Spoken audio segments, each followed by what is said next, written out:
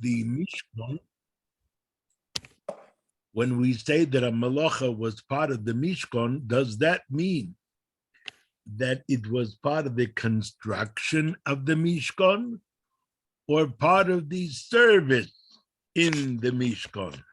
Because after all, the Pasuk, which we learn from, that the Melochos are those which belong to the Mishkan, are stated, that Pasuk is stated in connection with the mitzvah of constructing a Mishkan. So Rashi learned that which was part of the ongoing service in the Mishkan is not a source for Melocha. It's only what was done in constructing the Mishkan. Rabbeinu Hai Gaon maintained no. So, for example, in the Melocha of baking, he would say that it refers to the lechem haponim, which was baked every single week.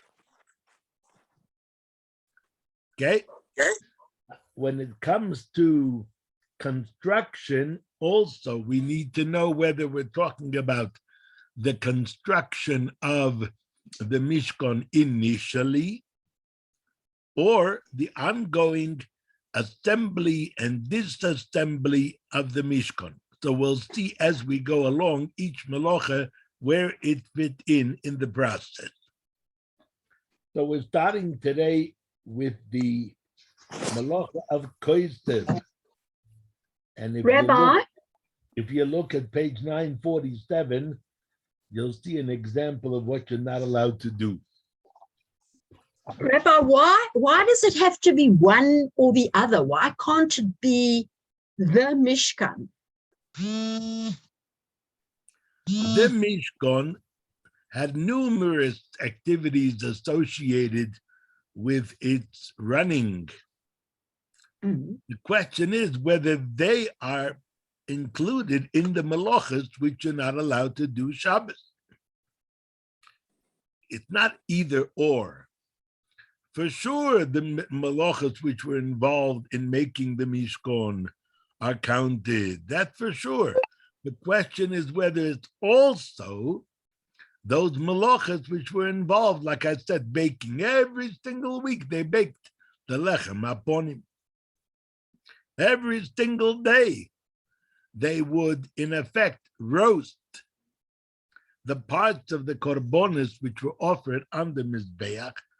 They were roasted on the Mizbeach every single day. So can we derive from there that roasting is the Melocha or not? That's what we have to look for as we go along, especially according to Rashi, how each Melocha fit in with the construction, the original construction of the Mishkan. Okay? I have another question. The Melocha of Kosaiv of writing, sorry. I have another question. How did they bake the lechem haponim if they were dealing with manna? You ground it. They ground it. No. They ground it into flour. Generally speaking, mitzvahs are not done with heavenly objects.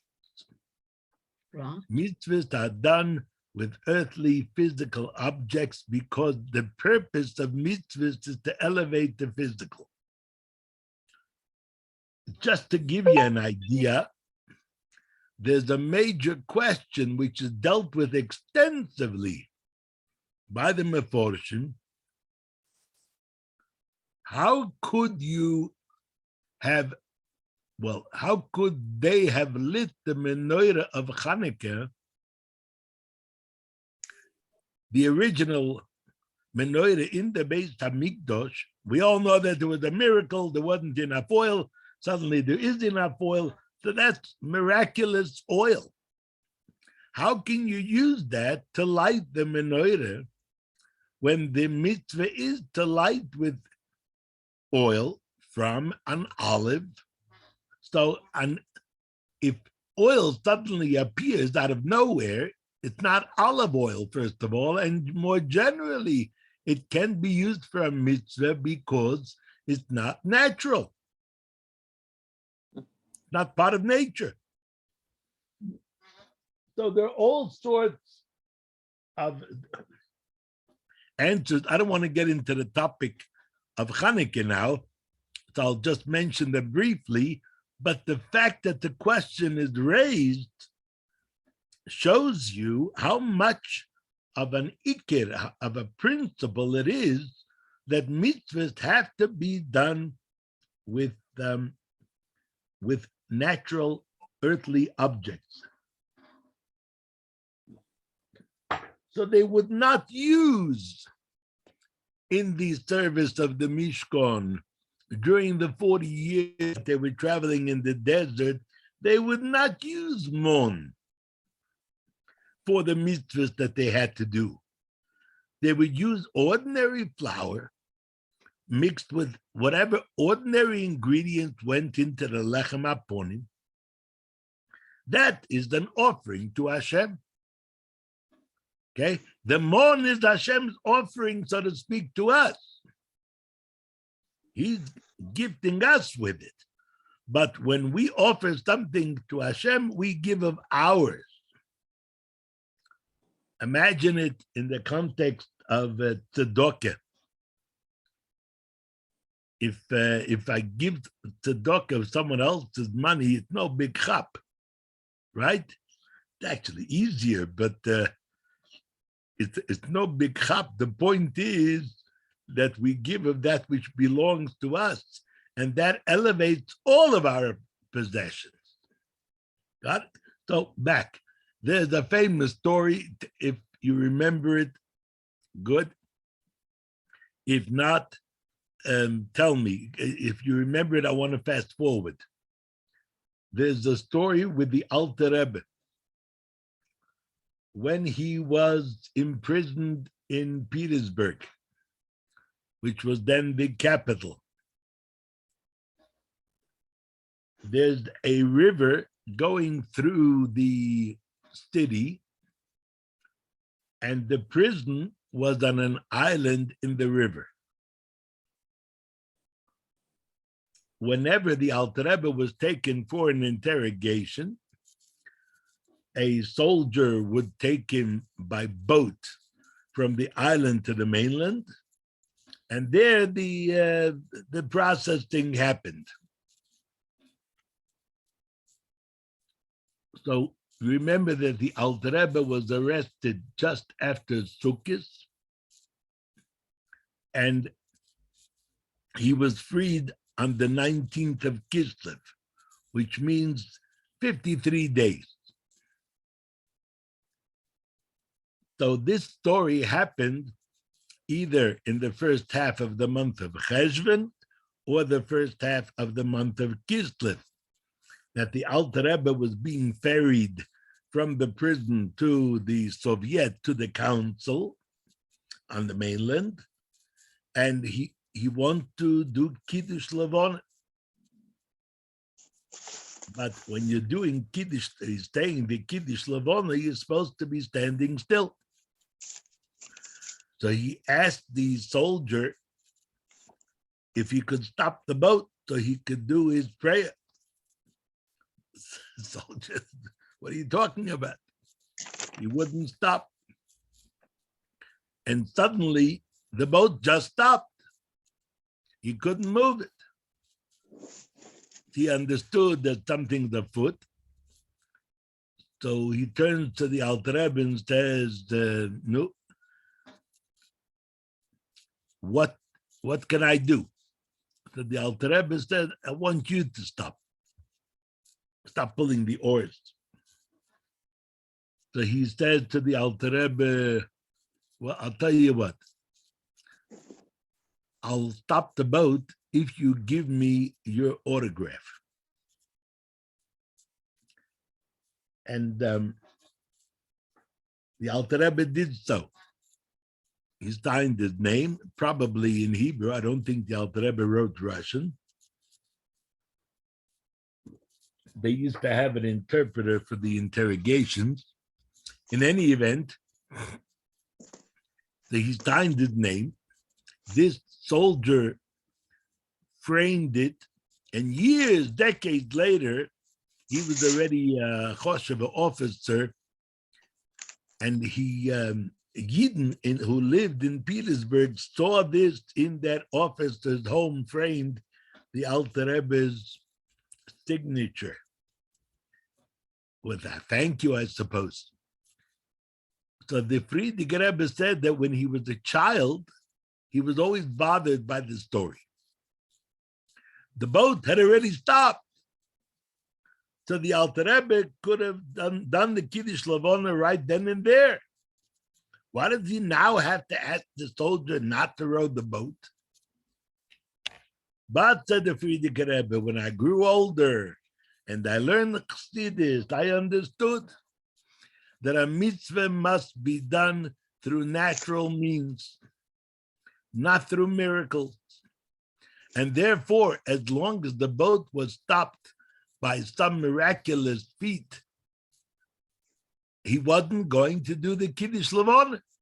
It was a gentle persuasion to get the soldier to stop the boat, but he wasn't going to do the mitzvah based on the miracle. Yeah, this is the story as it was related by the Frierdiker Rebbe with his comment. I mean, Kiddush Lavona is not exactly something which you're doing with an object. And the stopping is not part of the mitzvah. It's a preparation to the mitzvah. And even that kind of preparation, the Alter Rebbe didn't want to do by some supernatural means. So when you bake lechem aponim, you don't use mon. When you do korbonos, which are accompanied by nesochim, libations of wine. Anybody ever see the word libations in any other context besides nesochim? No? Okay. So we might as well say nesochim. It's like tefillin. What are tefillin? Phylacteries. What are phylacteries? Tefillin. So you might as well say tefillin. You might as well say nesochim. So you poured wine on the mizbeach. The wine came from grapes, not from mon.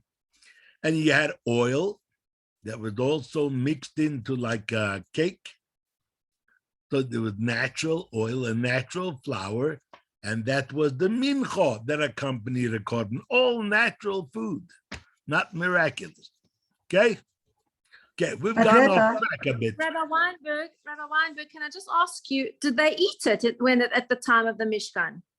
Once it's been offered? Did they eat what? The cake, the lechem apanim. Yes, every Shabbos it was distributed among the Koyanim, and there was a shift of Koyanim that ended their service on Shabbos, and another shift that began their service on Shabbos. So they distributed it among these two shifts. And the rest of the week they were only eating mon. The rest of the week, I mean, they could eat whatever they wanted, but the mon was there. Yeah. Put it this way. There's the mitzvah, one of the earliest mitzvahs dealing with plumbing. There's the mitzvah that every person should have on his belt a spike. So when he goes to the toilet, first of all, you have to have a designated toilet outside the camp. And you had to have a spike so that when you finish your business, you'd dig in the nearby stand and cover over the schmutz. Now, the mon did not produce waste. Correct. That's why I'm asking about the eating, yeah. Oh, so obviously this whole mitzvah is designed for those who ate other things besides mon. So the Kohanim then were doing that. Remember, I would tell the bochrim in yeshiva where they complained about food. We're getting this stuff again. That people have been complaining about institutional food ever since Moshe Rabbeinu's time. It was heavenly food. It was beautiful. It tasted like whatever you want, but institutional food, no good. So they weren't always happy to eat more. I know. Rabbi Weinberg, I want to just ask you, Ella. there are many stories about great rabbis who sat in the sukkah and they said words of Kabbalah and the rain didn't come in. So they were performing a mitzvah through supernatural means. It doesn't have to rain, right? So if you got the clouds to go in some other direction and then sat in the sukkah, you're not doing the mitzvah supernaturally. It happened to be that at this place and this time it didn't rain. Nothing supernatural about it. But there are stories that say everywhere else it rained except over their sukkah. There are such Right. stories. This is like the Alter Rebbe stopping the boat so that the soldier would stop the boat. The preparation for the preparation was that they got rid of the clouds somehow. Uh-huh. By the way, in connection with Kiddush Levona, the question is raised when Yidden were in the Midbar and they're surrounded by the Anane HaKovoid, clouds all around them. How did they do Kiddush Levona? So there's an old tradition that says that Moshe Rabbeinu would take out a handkerchief and wave it so that the clouds parted so they were able to do Kiddush Levona. In other words, I mean, to remove the obstacle that doesn't have to be there is not considered doing the mitzvah supernaturally. By the way, the story is told about certain Rabbeim and even certain Chassidim like Rabbi Hillel Paritcher who would do the same thing with a handkerchief. And I knew a man, he was a friend of my father, Olav Sholem, Reb Wolf Gringlas, lived in Montreal. He was a Mekubal. And the Rebbe entrusted to him the publications of things that had to do with Kabbalah, because he was very well versed in Kabbalah and he's clever, capable. And he also did this shtick with a handkerchief. All right, so that takes us back to where we started, which is baking lechem aponim. And yeah, so according to Rabbeinu Haigon, that could be the source of the melacha of not baking on Shabbos. According to Rashi, we'll have to look for each item as it appeared in the construction, the original construction of the Mishkan. Okay? Any other questions so far? We haven't learned the word yet. Imagine all those questions and what we didn't learn. All right. Page 945, the basic premise of Kosaiv. Rabbi, it's volume 4, is it not? It's volume 4, right? Volume 4, yeah. Yeah, unfortunately, I don't have that safer with me where I am. I'll have it. I'll make sure I have it for next week, so I can't read. I'm going to follow along. Okay, you're on vacation. You're not home. No, my safer is in where I spend Shabbos. Ah, okay. Does everybody else have Sforim? Yes. All those who are not visible are nodding their heads. I don't have Sforim. Okay, can you get access to a Sefer for the future? Yes, from Kollel Books. From Kollel Books has the stet. I'm not sure where you can get the one volume. Standy, do you have a Sefer? And welcome. You're muted, Sandy. All right. Rabbi, what volume is it? 4. Okay, thank you. What page? The beginning. Okay, thank you. And you're elected. The basic premise of Kosaiv. Forming of any kind of letter, symbol, picture, or design that conveys a particular meaning or represents an idea in any language is the basic concept of the Melocha of Kosaiv. Any method of forming a letter Let me or stop symbol you. is Let Kosaiv. me stop you, please. That means it's got nothing to do with ink. And it's got nothing to do with paper. It's forming a sensible symbol. Okay. As a general rule, any method of forming a letter or symbol is the Melocha of Kosaiv. Thus, Kosaiv may be accomplished by writing, scratching, or engraving on a surface.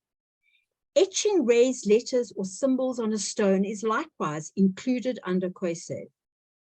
Stamping with a rubber stamp or pressing embossed letters or designs into a surface, such as labels or corporate seals, are also methods of Kosaiv and are prohibited.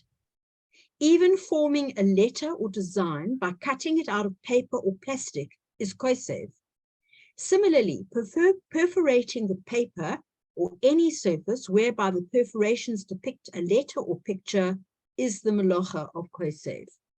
Now, they would all be a tulda, a derivative of the Av Melocha, the archetype of Kosaiv. The way it was done in the Mishkan is the Av Melocha.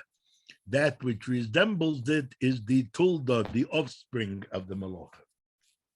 But Rabbi, it would have to be permanent, nothing, not a temporary thing like No, we're going to writing learn on about temporary writing. We're going to learn about it. What would you say based on what we learned till now?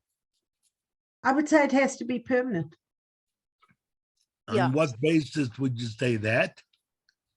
Well, if it's not, it's going to disappear. It's not. You can't use it for anything if it's not going to be permanent. It's going to disappear. How impermanent is impermanent? Or the other way? How permanent 24 needs hours. to be? 12 hours, 24 hours. On what basis do you say that? That's something I remember. Because I suppose if if you're using it for the Mishkan or the Beis Hamikdash, what purpose are you going to have out of it if it's going to disappear? If it's not permanent? Okay, we learned quite a while back.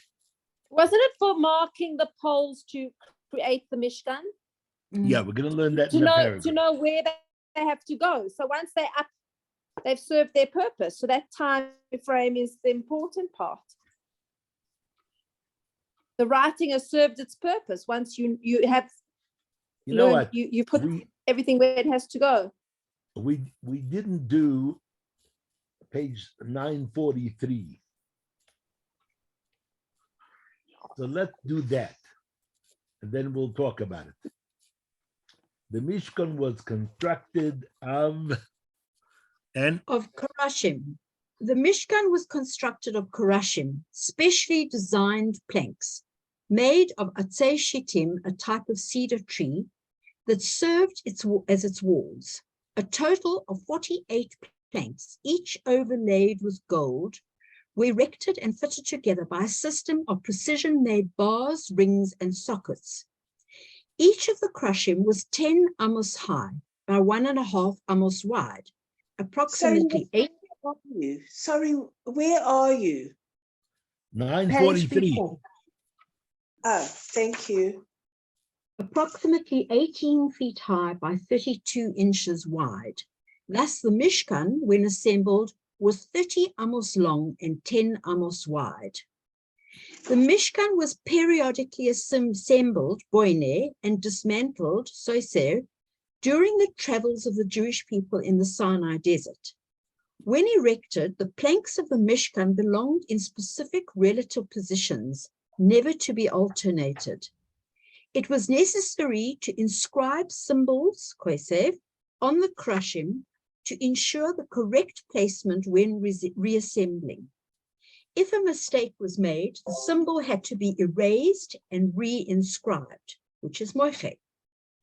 Fire was ignited in the Mishkan, Ma'avir, for the smelting and metalworking of the Mishkan.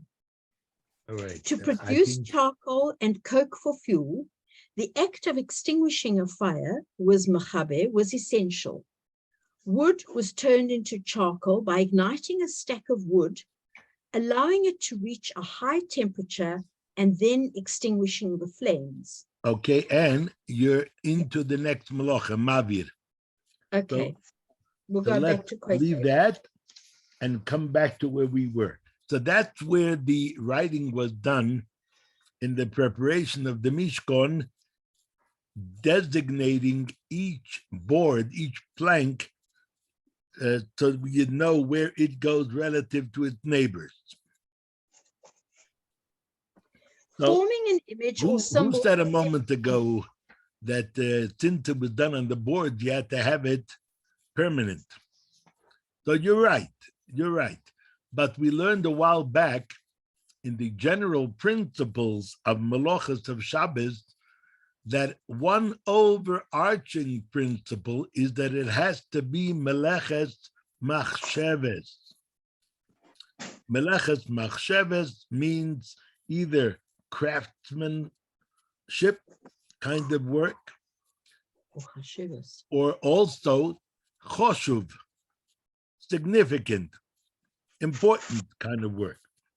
So included in that second definition is that it has to be something lasting. If it's not lasting, then it doesn't count as the Melocha min ha-Torah. Particularly writing, which is meant to be a record.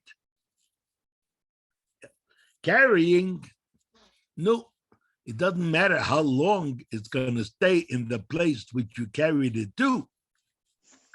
But something like writing certainly has to leave an effect, not just momentary.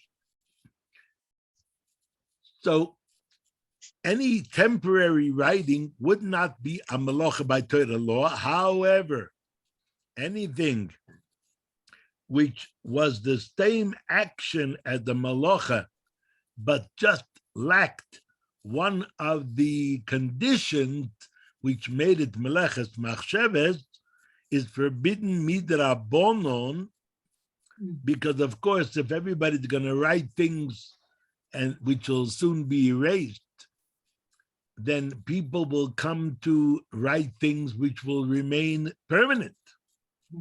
So Chachomim forbade even temporary writing so that we shouldn't come to permanent writing.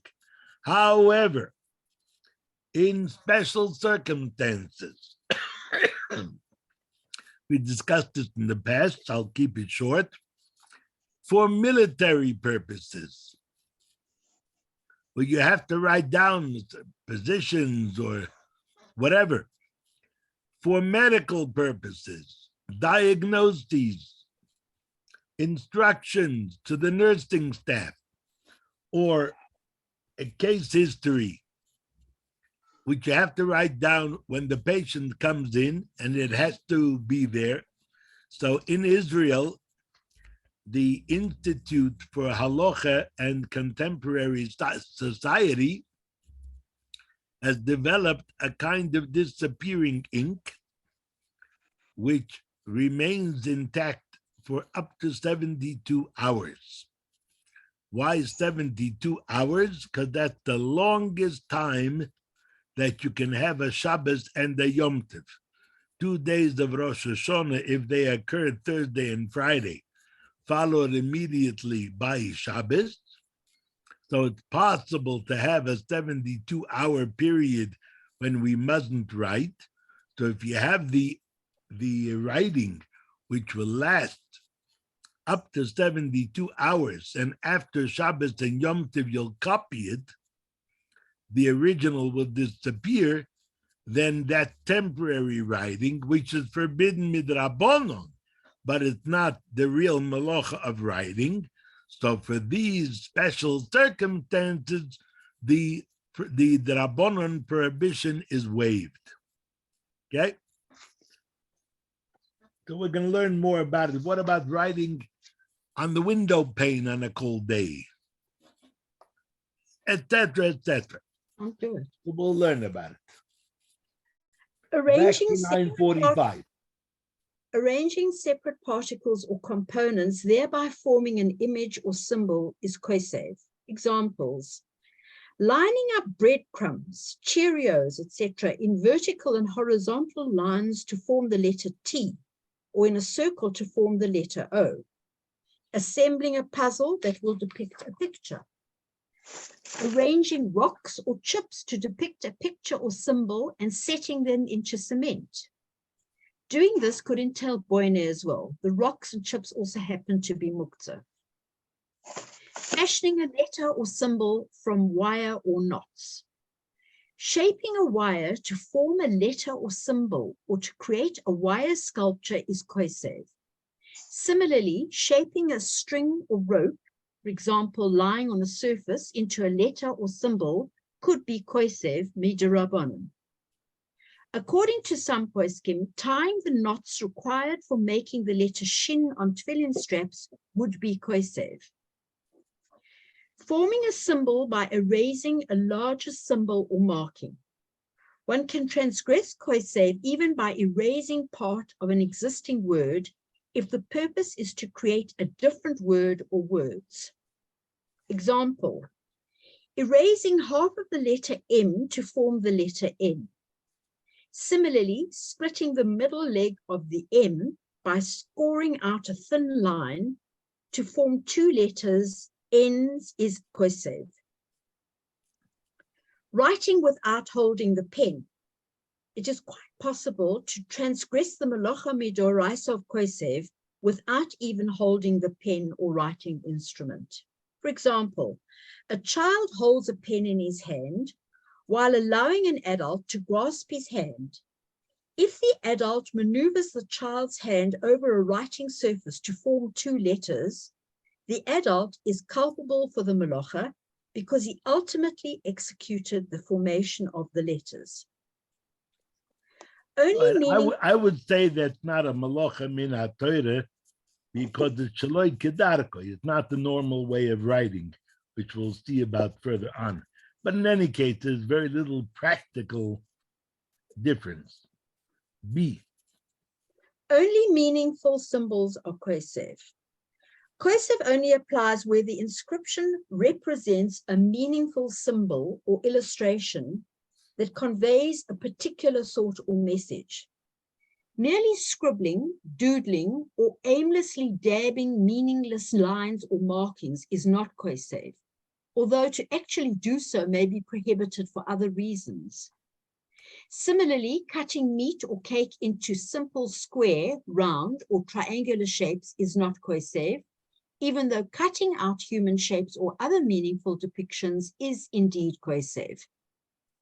However, any symbols that represent some sort of idea or meaning are subject to Kosaiv, as shall be seen further. Creating any meaningful symbols is Kosaiv.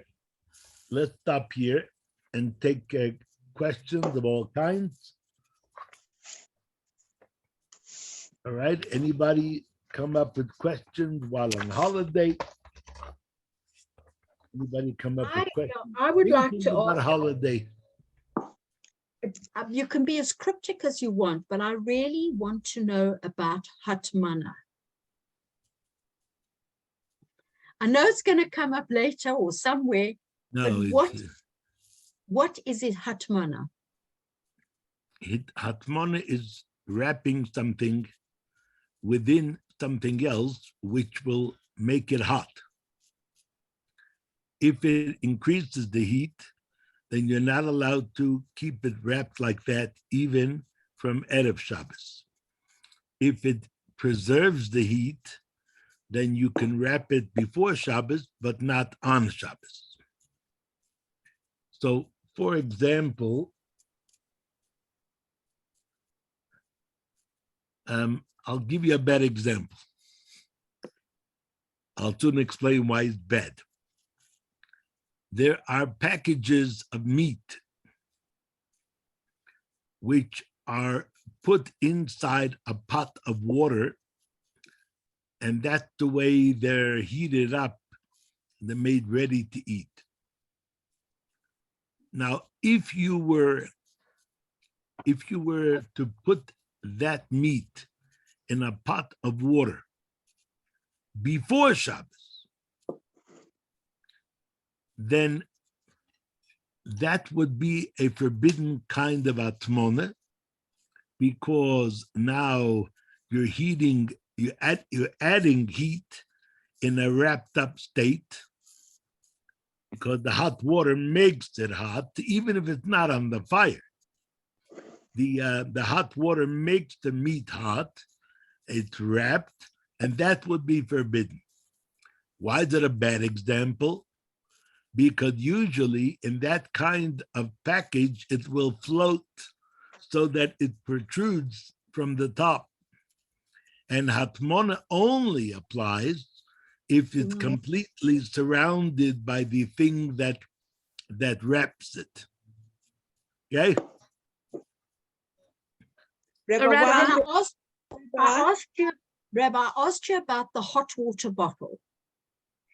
If you take a hot water bottle on Shabbos and you fill it from your urn, can you then put it into the bed? If you're not using it for medical purposes, just for warmth, yes. For medical purposes, it has the same general law of all medical things, which unless you need it urgently, they're forbidden on Shabbos. Yes, Eleni. Rabbi, Eleni? can I, okay, when she's finished, I'd like to ask a question. Okay, so the issue of hatmona is when you have your challahs wrapped before Shabbos in the tin foil and there's no spacing, they're fully wrapped. Is that considered that tin foil wrapping is going to increase the heat when you put it on the hot tray? Is that a problem of hatmona? The tin foil doesn't increase it at all. The heat comes from the hot tray. Yeah, it just distributes it, and the bread generally will get an increased level of heat than if the foil wasn't there. It'll conserve the heat. Okay, but what if the bread was cold? What if it was wrapped and it wasn't hot? It's going to get warm, but not from the tin foil. It'll get warm from the heat of the hot tray. But any wrapping isn't going to make the thing hot on its own. It's going to have to draw a source of heat from somewhere else. No. There are wrappings which themselves, because of the material, insulate. Yeah. An insulation. Okay. What and about Rabbi? Okay. Hold on, It's fine. What about there's those bags that you can get, and you put your soup into those bags and you tie them up. Yeah, wonder bags. Yes. And we actually had a show and tell. Yes. Everybody remember? I must Sylvia, what did we come up with? That it's the same concept, that if you put it, if it's all wrapped up before Shabbos, it's fine. But you can't do it on Shabbos. But it's got to stick out. It conserves the heat, but doesn't add heat. Is that It correct? doesn't add heat. No, yeah, that's right. So you would wrap it before Shabbos. Your suggestion in that case. Hold on, one at a time. Chana, is that clear? Yes, that's clear. Can I just quickly ask another question? How dry does a hot water bottle have to be when you add water from your urn? I mean, sometimes it already had water before. Yes, so you used it during the week, and there are drops of water inside. So you would empty it out. You would shake it out, so there's no substance of water, and then you can fill it up. It's really the same as a cup. Okay. If you use the cup to pour over, same idea. The cup had water, so you empty it, shake it out, so there aren't isn't a substance of water. There'll be moisture, but not actual water. And then you can pour from the urn into it. Yes, Fegi. Thank you.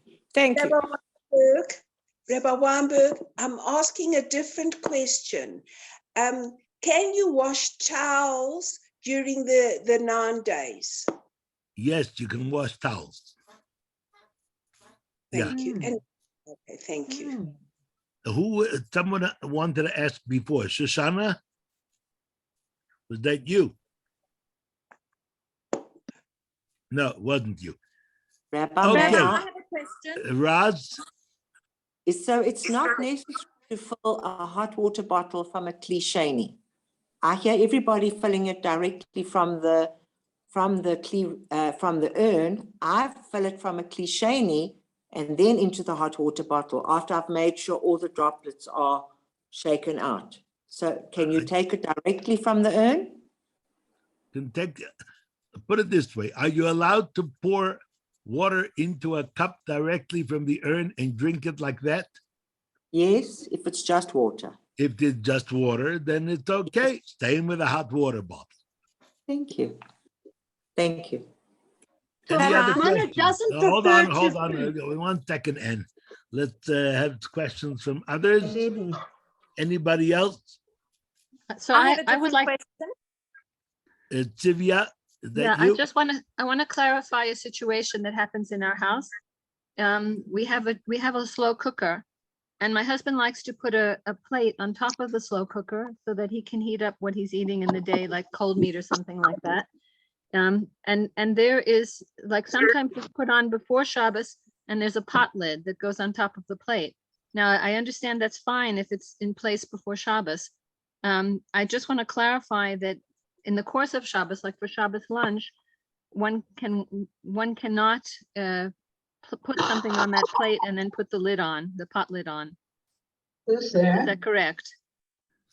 First of all, I don't understand the difference between the lid and the plate. Oh, It's like having a double lid. right. So the point is that you have a plate that's flat that you can put food on for heating up. So if there's no lid, then that would work fine regarding hatmana, because there's no hatmana happening.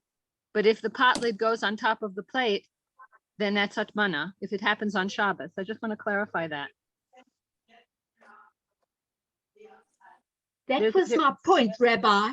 That was my point. Does hatmana only apply to food, or is it a general halacha? Only to food. Right. But over here, Sivya is not asking about the plate. You're asking Sivya about the food on the plate, which I'm you're going to asking- cover with the lid. That's right. Covering it with the lid would that be a form of hatmana? I believe it would be. That's my sense of it. It's Shabbos. There's a cholent. There's a plate on the cholent as a lid. Now it's before lunch, and some not wet, dry food is put on the plate, and then the lid is put on that on. Even if the lid was there before Shabbos, there was a plate and then a lid. You pick up the lid. Something is escaping me. Okay. The cholent is put on the back on the fire with all the conditions that you need to do. Well, I don't know. In other words, if there was a lid on before and you pick up the lid and there's a plate, that doesn't do anything, does it? In other words, the lid is a plate. The plate is the lid is a plate. Right. I don't Okay, so what no, the let's say game nothing. is. The cholent is not off. The cholent has been on the whole time. No one's taken the cholent off. There's a plate on top of the cholent as a lid. Can one put some food on that plate that's dry to heat up without another lid on top? That would be okay in my mind. Challah or cold meat. Please mute Etty. I don't know what that means. Oh, I'm sorry. Thank you. It just takes like some of the stitching coming off in places. I'm sorry, 1 second. And the covers are broken. Did I do that? Are we good now? Or did I mute someone else? I don't know what happened. You've muted everybody. Would you be allowed to put a challah stay on top of the lid of the cholent pot on Shabbos? Yes. Why? Because it's outside of the pot. Right. Yeah. So So- putting it on top of the lid is the same as putting it on the plate. Right. So that's not my question. My question is now, if we started off with a plate and then a lid, then the proper lid, which is rounded on top of that, because something was there, and I don't know why. Can one put a piece of food there and then the proper lid on top of the plate, on top of the food, or is that hatmana? No, I don't see that it's hatmona because the fire is warming the cholent and the cholent on the plate at the same time. It's not like you're wrapping the food in the plate and the lid. But I still don't understand the purpose of it.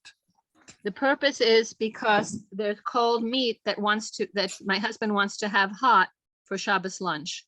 Oh, so you're not cholent- taking cholent. You're taking something out of the fridge and Yes. putting it in there. And putting it on top of the plate that's covering the cholent, and then putting the lid of the cholent on top of that, which is rounded, and that helps it to heat I up would say quickly. do it the other way. Turn over the pot lid, put the plate on the inside of the pot lid, and it'll warm from the cholent. Okay, so in Got it? other words, don't use a lid at all, use a plate, is what you're saying. That would work. No. No. Turn over the pot lid on top of the cholent pot. Okay?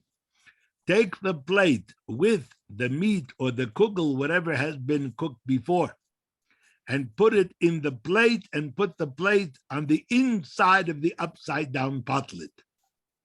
Ah, I can't picture that at all. I'm sorry. You're putting, Sylvia, something underneath the plate to interrupt the heat transfer. You're like putting another layer. The food is on the plate and the plate's on the lid. So you've got another layer under the plate. The point is that the food is exposed. Yeah. Okay, Nothing is wrapping. that's right. So all I'm saying is that then if that's going to be the case, we're not going to use a rounded lid. We're going to use a plate for the lid, which would make it easier to put food on top. Putting a lid on Good. top of a plate would be Fine, hatmana, fine. is the clarity, Just right? make sure that it can handle the heat. Okay, got it. Thank you. All right. Is this what we're talking about? Here's a pot. Here's the lid. We turn it upside down and put the plate here. You don't And even don't need, cover it. you don't even need a plate. You can put the piece of chicken or kugel on the upside down lid. So Sylvia, you're correct. Like You this. can't cover that food. Yes, Is that the that's- conclusion? Yes, that was That the makes simple sense. question and the simple answer. I know. Thank you. Yes, that's exactly.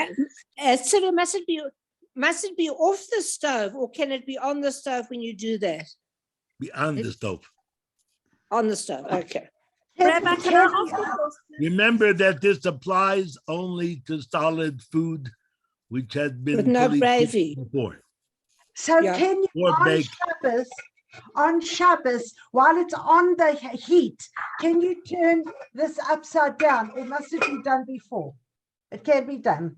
No, it's Can got to be done on before. Shabbos, and it's placed on it. If it's solid and it's pre-cooked, dry. In other words, you would not be allowed to do that with a knedel. Because Right. the knedel was cooked in a liquid. Now you're roasting or baking the knedel with dry heat. That's a different process. But if it was cooked or baked, if it was roasted or baked before, and now you're reheating it dry as well, that's okay. Okay, Rabbi, can I ask a quick holiday Thanks, question? first. Eleni, yeah. So on holiday, I'm always confused about private domain and public domain. So say there's a house, and then there's a covered patio, and then there's a deck that stretches out. There's obviously no Eruv that we can rely on. It's different houses in a big complex. is going onto the deck. Is the deck, even if it's no walls and no roof, considered part of my house, or is that now Yes. venturing? If it's As far as the your deck- chalet or house, if Yes. it's your own, it's not common to everybody. we're in renting that building house, or yes. complex or whatever. Then if it's yours, it's an extension of your house, you may carry that. Thank you. Hannah? All Let's good. finish. Thank you so much. All clear. Okay, have a great Thank day, a you. great week. Thank you, Rabbi. And Rabbi, Thank you so last much. Thank question, you. Rabbi, may we Rabbi? be able to celebrate Tisha B'Av. Yes, Eleni. sorry. I saw an advert for a Tanya Shir. Is that only on Zoom, or is that in your shul on a Tuesday night? It's on Zoom.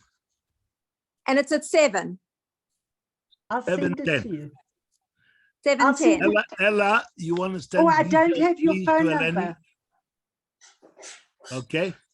And are you starting from the beginning, Rabbi? Or are you just carrying on where you used to? No, we started a new section, Yes. but you can join now. Yeah. Great. Okay. It's a hard time, but I'll try. Thank you. Okay. Take You care. are. Bye. It's a sign that Thank you're you. young if it's a hard time.